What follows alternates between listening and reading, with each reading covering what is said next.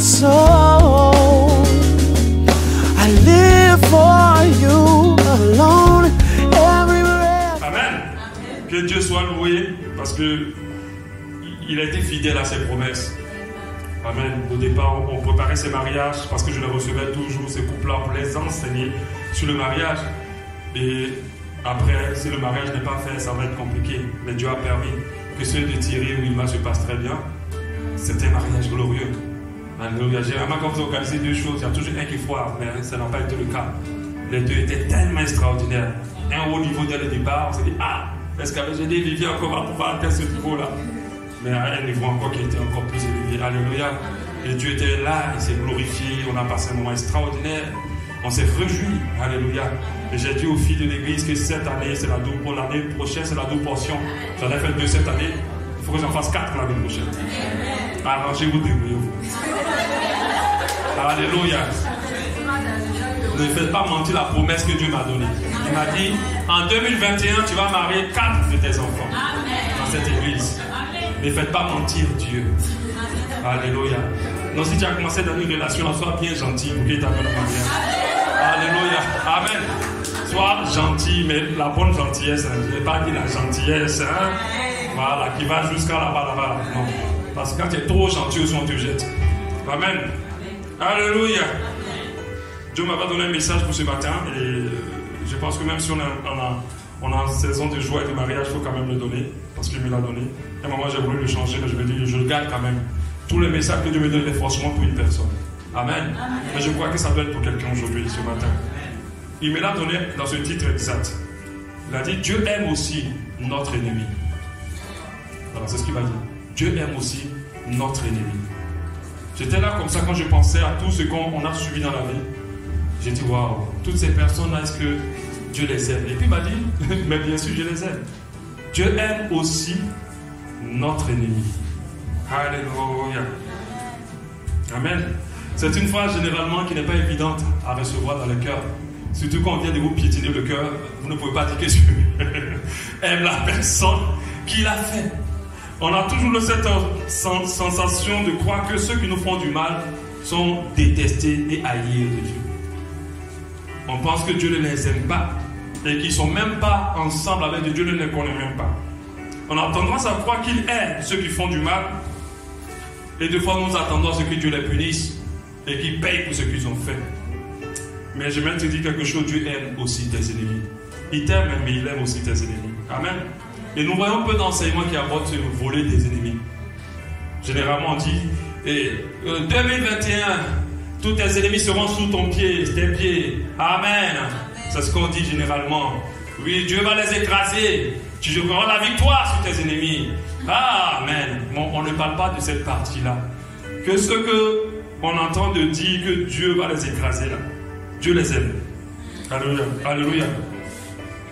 Amen. Ce qu'on a dit en train de dire que Dieu va les finir et que tu vas les écraser, sache que Dieu aussi les aime. Amen.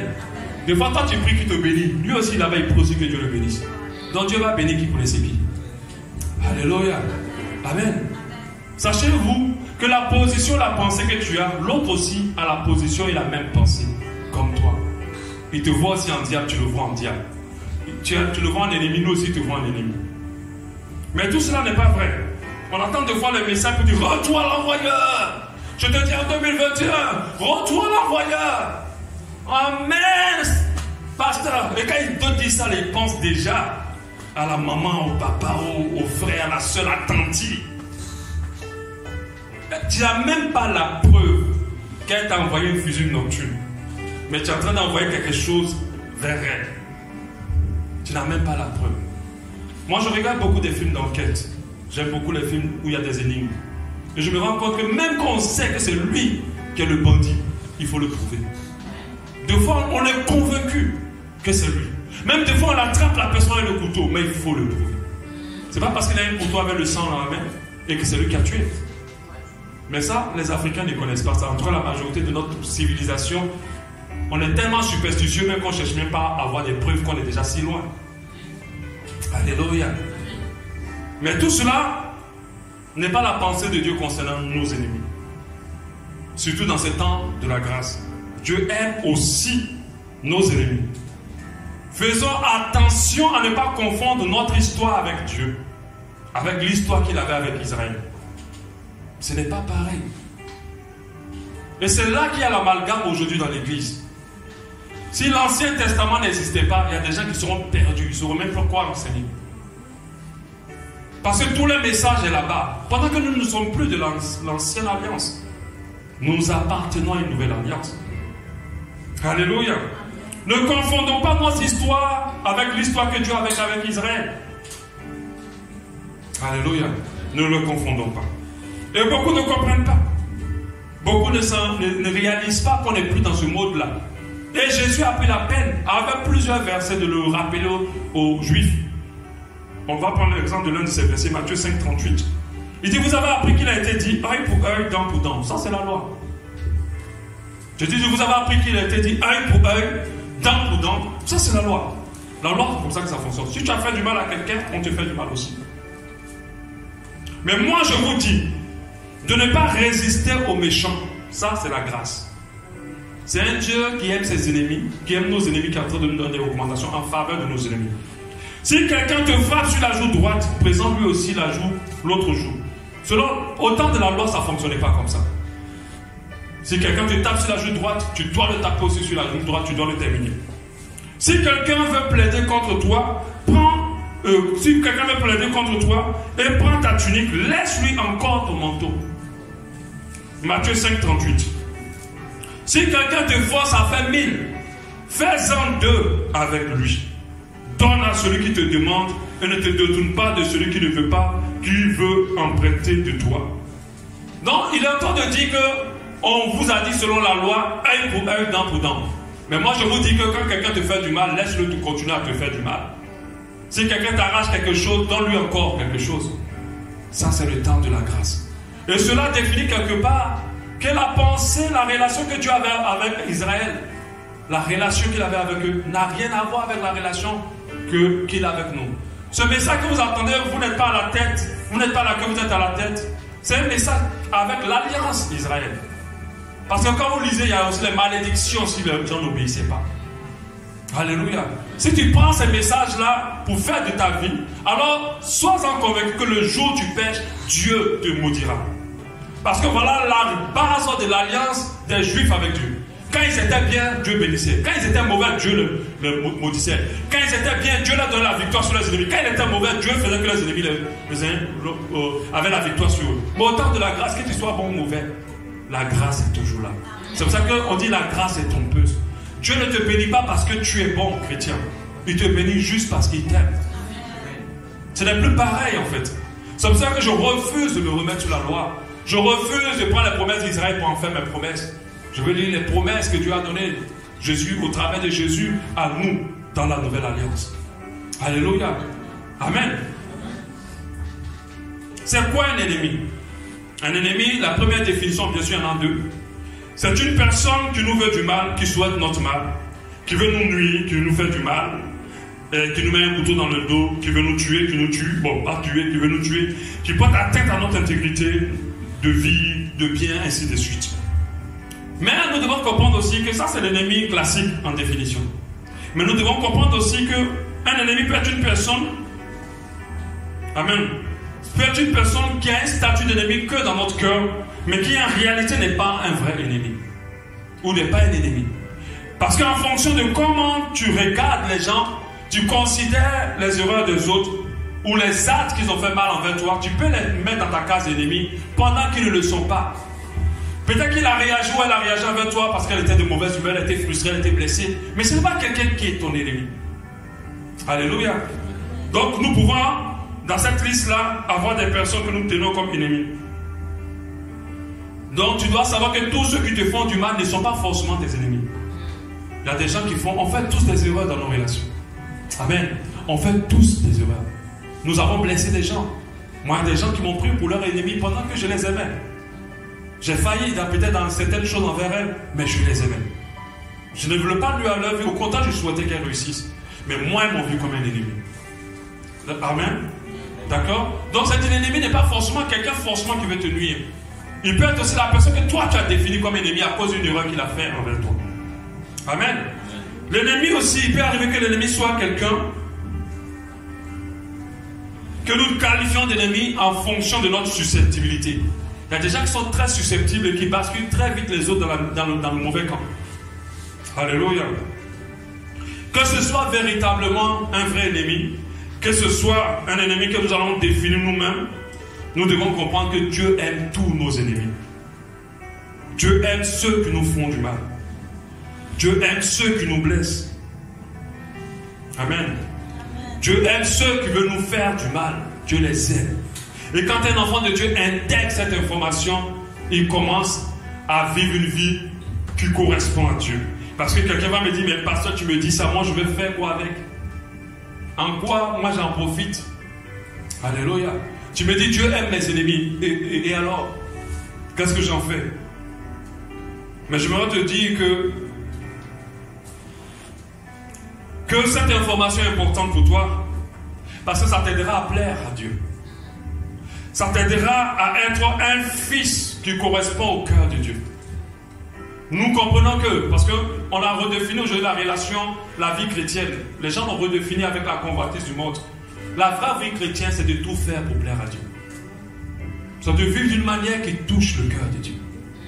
Mais on a redéfini la vie chrétienne en la mettant de tout faire pour obtenir beaucoup de choses de Dieu. Et beaucoup vivent juste pour avoir de Dieu. Et non pas pour plaire à Dieu. Et j'avais donné un enseignement de faire la différence entre la main et le cœur de Dieu. Les vrais enfants visent le cœur de Dieu et non pas sa main. Alléluia. Amen. Donc Dieu les aime. Le fait de savoir que Dieu aime nos ennemis nous aidera à nous comporter bien, à avoir l'attitude qu'il nous faut. Et ça va nous aider à rentrer dans les grâces et les bénédictions de Dieu. Alléluia. Quand tu réagis de la bonne manière avec tes ennemis, Dieu te bénit. Dieu te lève. Dieu te fait grandir. Que ce soit les ennemis vrais ou les ennemis que tu as définis. Parce que notre société aujourd'hui fonctionne comment? Si tu m'as fait du mal, tu dois sentir que tu ne devrais pas me faire du mal. Tu vas recevoir en retour quelque chose de clair. Et c'est comme ça que ça fonctionne. Ou bien sûr, je ne peux rien te faire, je te zappe de ma vie. Et beaucoup ne font que tourner en rond. Parce qu'ils ont zappé des personnes qui ne sont pas réellement des ennemis. Alléluia. Amen. Ce n'est pas parce que quelqu'un t'a fait du mal que c'est un ennemi. Même s'il a répété ce mal-là. La preuve, vous voyez dans les couples, les gens se blessent énormément. Mais l'amalgame des fruits rentre dans le cœur. Quand ça rentre dans le cœur de quelqu'un qui confond le mari ou la femme en tant qu'ennemi, c'est là qu'il y a destruction du mariage. Amen. On peut aimer quelqu'un et le blesser. Amen.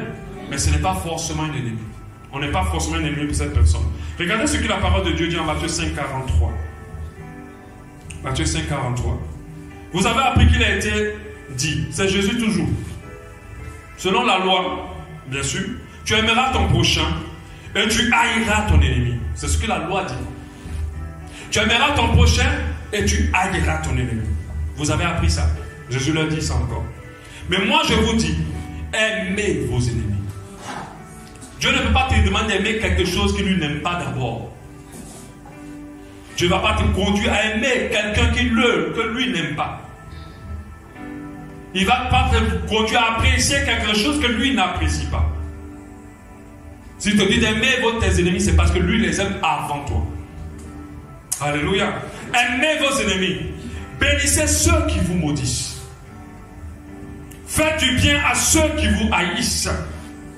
Et priez pour ceux qui vous maltraitent et qui vous persécutent. Afin, regardez la condition, il dit pourquoi vous le faites? Afin que vous soyez fils de votre Père qui est dans les cieux. Afin que vous soyez fils de votre Père qui est dans les cieux. Être chrétien, ce n'est pas d'être dans une église. Être chrétien, ce n'est pas de maîtriser la Bible par cœur. Être chrétien, c'est d'agir comme ça, dans ce genre de situation. Quand quelqu'un veut te détruire, aime-le. Ne le maudis pas, bénis-le. Fais du bien à ceux qui te font du mal. Bénis celui qui te maudit. Alléluia. Et il a dit, car, regarde la précision qu'il te donne, car il fait lever son soleil sur les méchants, donc sur les ennemis, sur tes ennemis. Dieu aussi, quand le soleil se lève, il ne se lève pas pour les bons, il se lève pour tout le monde. Quand il pleut, il ne n'arrose pas que les champs des bons, ça arrose aussi les champs des mauvais. Parce que Dieu aime tout le monde. Amen. Car il fait lever son soleil sur les méchants et les bons. Et il fait pleuvoir sur le juste et les injustes. Voilà la vraie définition de notre Dieu. Seigneur, je veux que tu écrases mes ennemis. Je veux que tu la détruis, que tous ceux qui m'attaquent, je les... Voilà la prière de certaines personnes. Cette prière-là n'est pas en phase avec Dieu. Dieu ne bénit pas ou n'exauce pas une prière qui n'est pas en conformité avec sa volonté. Tu es en train de prier pour rien. Et tu es en train de créer la malédiction sur ta propre vie. Parce que la Bible dit, bénissez, ne maudissez pas. Alléluia.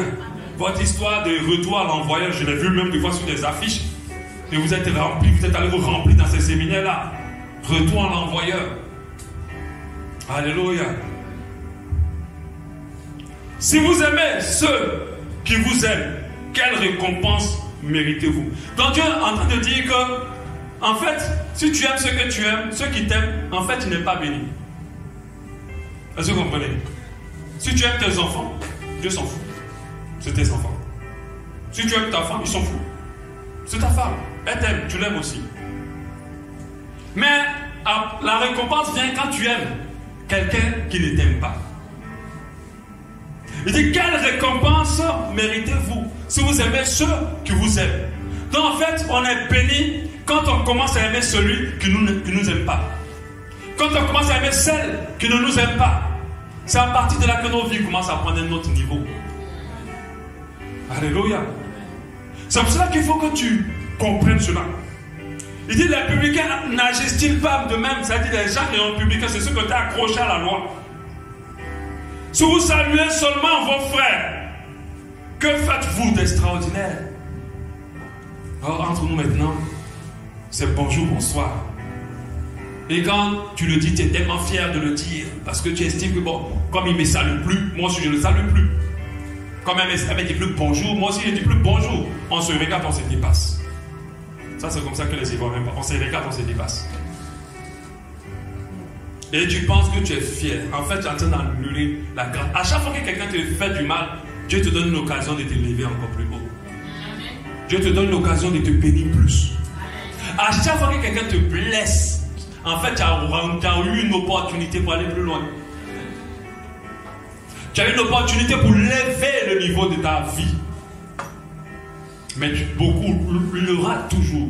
Ratent toujours cette opportunité. Rate. Quand tu traites comme ça tes ennemis, ils vont commencer à voir ton ascension. S'ils sont vraiment là pour détruire ta vie. Si ce ne sont pas des véritables ennemis, tu vas t'en rendre compte. Et généralement, ces personnes-là, Dieu a mis quelque chose en eux pour ta grâce. Alléluia. Donc il faut que tu comprennes. Alléluia. Les publicains n'agissent pas. Il dit, si vous savez seulement vos frères, que faites-vous d'extraordinaire? Les païens aussi n'agissent-ils pas de même? Ça veut dire en réalité que si tu es chrétien, je te dis vraiment chrétien, parce que le chrétien, ce n'est pas celui qui vient à l'église. Ce n'est pas celui qui t'est baptisé, confirmé ou je ne sais pas quoi. Ce n'est pas ça. Ce n'est pas celui qui allait plonger dans le Jourdain en Israël. Ou qui a bu l'eau bénite, qui a fait ses sources avec l'eau bénite. Ce n'est pas ça le vrai chrétien. Le vrai chrétien, c'est celui-là qui fonctionne comme on fonctionne. Parce que le païen, lui, tu l'as blessé, il te blesse. Le païen, tu ne le salues pas, il ne te salue pas. Le païen, tu le maudis, il te maudit. Tu dis imbécile, toi-même imbécile. Ça, c'est le païen. C'est pas parce qu'on est chrétien. Il ne faut pas réveiller mon ancienne nature. C'est un chrétien qui dit ça. Tu ne me connaissais pas. C'est Jésus qui m'a changé. Tu n'es pas encore changé en réalité. Parce que quand tu dis ça là maintenant, parce qu'une personne qui n'a même pas envie de dire ça. C'est Jésus qui m'a changé. Sinon, dans moi avant, toi-même tu vas connaître qui je suis. J'allais te montrer comment qui a mis l'eau dans le coco. Et c'est comme ça que les chrétiens parlent. Amen. Ça, c'est pas un vrai chrétien. Un vrai chrétien, quand il gifle, il dit, mon frère, il y a 2 jours, tu as giflé de l'autre côté, viens gifler aussi de l'autre côté.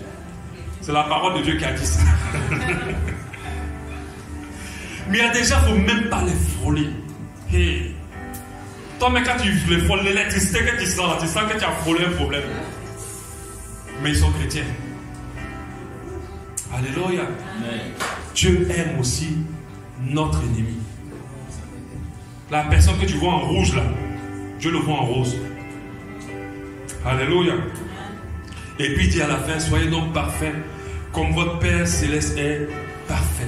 Je pense que la perfection d'un enfant de Dieu, c'est d'aller à contre-courant des choses qui naturellement, il devait le faire comme ça, mais il ne va pas dans ce sens-là. C'est à partir de là qu'on commence à être parfait. Lorsqu'on est bon avec les autres, c'est bien, c'est normal. La volonté de Dieu a plusieurs niveaux, bonne, agréable et parfaite. Donc ça veut dire le fait de faire du bien à ceux qui nous font du bien, c'est la base. Déjà même, il y a d'autres qui n'arrivent même pas à ce niveau-là. Tu dois faire du bien jusqu'à ce qu'ils font du mal. C'est la base déjà. Mais il faut lever le niveau. Il faut faire du bien aussi à ceux qui te font du mal. La Bible dit de prier pour eux, de leur souhaiter du bien. Mais quand Dieu te donne toutes ces recommandations, c'est parce que quand tu fais tout ça là, ton cœur se désarme de tout ce qu'ils t'ont fait. Et tu commences à aimer ceux qui t'ont fait du mal. Amen. Notre ennemi est aussi notre prochain. Et tu dois le savoir. La Bible nous dit en Lévitique 19, 18, tu ne te vengeras point toi-même. La vengeance a plusieurs formes. Ce n'est pas le fait seulement d'aller blesser quelqu'un. C'est le fait de couper ta vie de cette personne. C'est le fait de t'éloigner de cette personne. C'est le fait de ne plus faire le bien que tu as promis à cette personne. C'est ça la vengeance. Lévitique 19, 18. Tu ne te vengeras point toi-même. Tu ne garderas point de rancune contre les enfants de ton peuple. Tu aimeras ton prochain comme toi-même. Je suis l'Éternel. Et Marc 12, 29. Jésus répondit, voici le premier. Écoute Israël. Le Seigneur notre Dieu est l'unique Seigneur. Tu aimeras le Seigneur ton Dieu de tout ton cœur. Marc 12, 29. De toute ton âme, de toute ta pensée, de toute ta force. Voici le second, tu aimeras ton prochain comme toi-même. Il n'y a pas d'autre commandement plus grand que ces deux-là. C'est ceux-là. Il n'y a pas d'autre commandement plus grand que ceux-là. Tu dois comprendre que celui qui te fait du mal est ton prochain. C'est seulement dans tu aimeras ton prochain comme toi-même. Il y a beaucoup de personnes qui ne réalisent pas c'est quoi vraiment le prochain. Le prochain déjà c'est ton conjoint. C'est celui avec qui tu t'es mis, avec qui tu vis. Peu importe ce qu'il te fait, tu dois réaliser que ce n'est pas que mon conjoint. C'est aussi mon prochain. Et Dieu dit, je dois l'aimer comme moi-même. Mais ce n'est pas que le conjoint. Mon enfant, c'est mon prochain. Je dois aimer mon enfant comme moi-même. Alléluia. Mes ennemis ou mon ennemi, c'est mon prochain. Je dois l'aimer comme moi-même. Alléluia. Il faut que nous apprenions à être au-dessus. À chaque fois que quelqu'un nous fait du mal, il nous donne l'occasion d'être élevé davantage. Il nous donne l'occasion d'être béni. Et nous saisissons cette occasion-là lorsque nous réagissons contrairement à ce que nous devons faire normalement dans notre nature charnelle. Mais dans la nature spirituelle, on doit prendre la hauteur. On doit dire bonjour. Même jusqu'à demain, mais comment tu vas? J'espère que tu passes une bonne journée. Quand tu dis ça à quelqu'un, tu l'as désarmé. Des fois, les personnes de tes destinées viennent comme ils viennent avec des habits d'ennemis. C'est-à-dire que des fois, ce n'est pas tout le temps. C'est-à-dire qu'ils rentrent dans ta vie, mais en te faisant du mal. Et quand tu as la bonne attitude, ces personnes-là, tu te rends compte qu'elles ont... Tu as mis énormément de choses en elles pour ta vie. Quand nous lisons la Bible, l'élévation de David dépendait de comment il aurait agi en faveur, bien contre Saül, son ennemi. Toutes les élévations de Joseph on dit comment? Comment on prononce? On dépendu. On dit comment? On dépendu. En quoi? Et vous l'avez pas à l'école quoi? On vous dit pas en quoi? Dépend, mais on veut dire on maintenant. On veut prononcer au passé composé, c'est ça non? Au passé, c'est pas quoi? On dit quoi? On dépendu. Ah, bien sûr. Ça sonne bizarrement. Hein? Non, laisse dépendre là. Moi, je vais mettre on là différent. Quand même on, ça veut dire quoi? On dépendu. Ah, c'est un registre, c'est sur internet. Quand on dit que le pasteur là, il parle pas bien le français. Amen. Amen. Bon, dépendait de comment il a réagi en faveur de tous ses ennemis. Toi, on t'a pris pour travailler quelque part. et puis la femme de ton patron vient te séduire, tu ne vas même pas sortir avec elle. Et puis elle te suit, on a bien dit que tu l'as violée. Le jour-là, ton cœur va exploser. Quand tu vas la voir passer là, tu vas la voir en diable même. Amen. Tu vas la voir même en diable. Mais Joseph n'a pas fait comme ça. Il a seulement laissé. Il a béni cette femme. Il a été élevé. Ses propres frères. Alléluia. Propres frères. De même sang.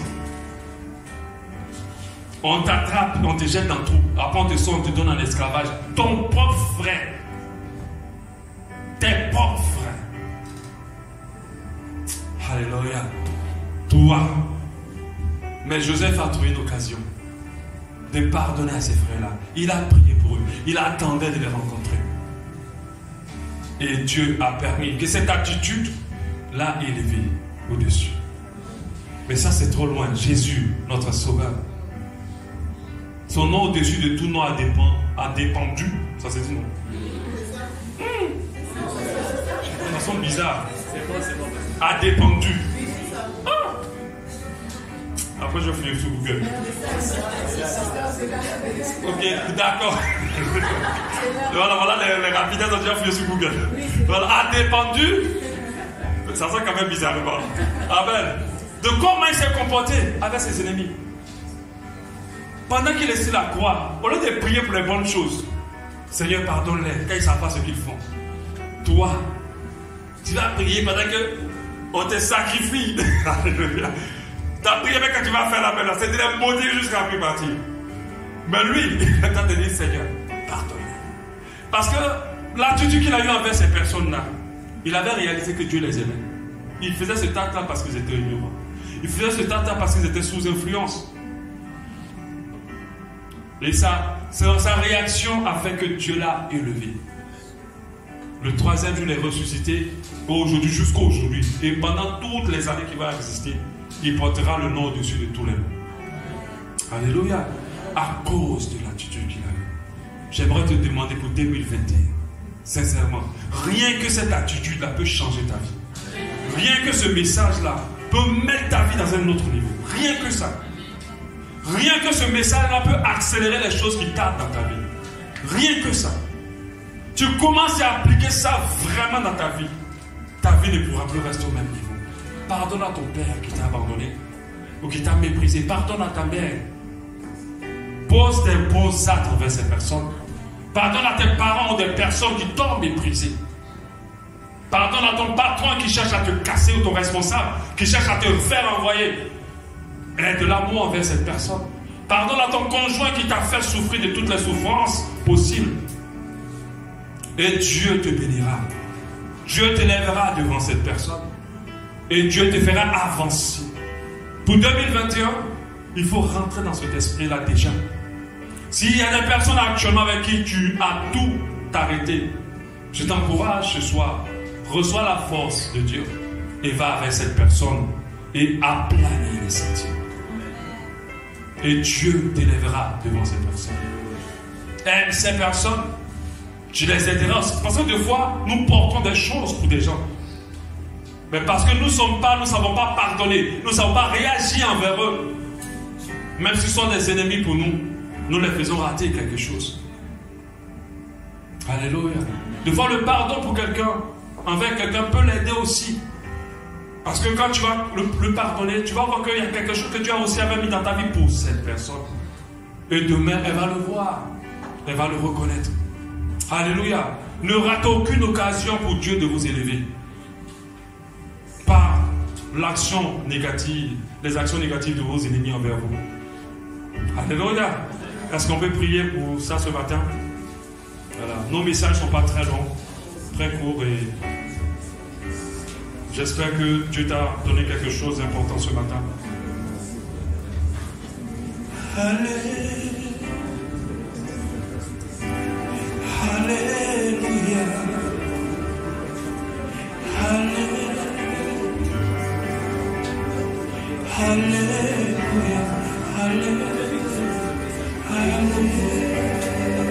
Parle à ton Dieu. Alléluia. Alléluia. Alléluia.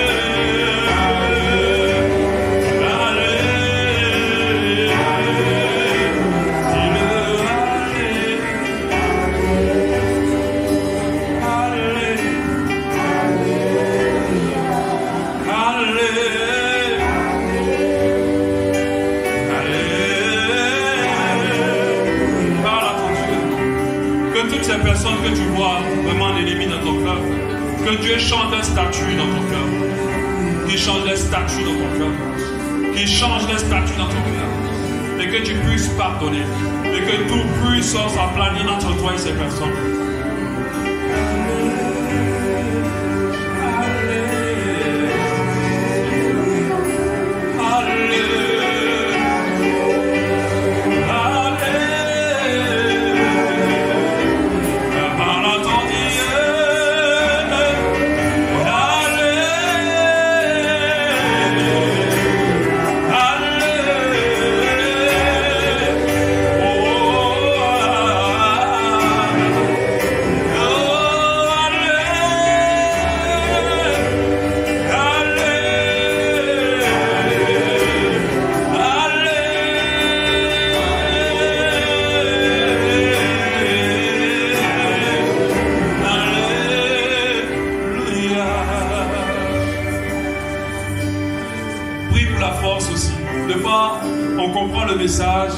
On veut bien l'appliquer dans nos vies, mais on n'a pas des fois la force. On n'a pas la force. Prie pour la force. Dis à Dieu, donne-moi la force. Donne-moi la force. Donne-moi la force.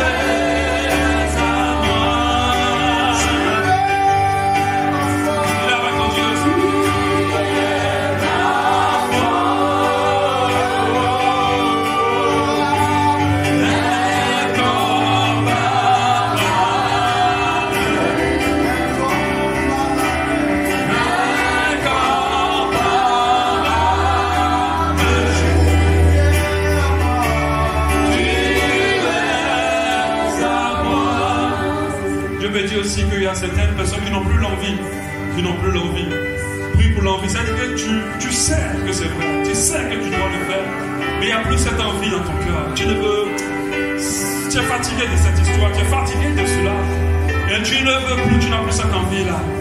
Ce n'est plus un désir qui est dans ton cœur. Tu l'as essayé déjà avant, ça n'a pas marché, tu n'en veux plus. On va prier pour cette envie. Crée en moi cette envie, crée en moi ce désir. Je veux m'asseoir. Je veux m'asseoir à tes pieds, boire une coupe dans tes mains, être tout près de toi, sentir ton cœur. Cet amour si fort que rien ne peut le contenir. Ta belle est comme moi.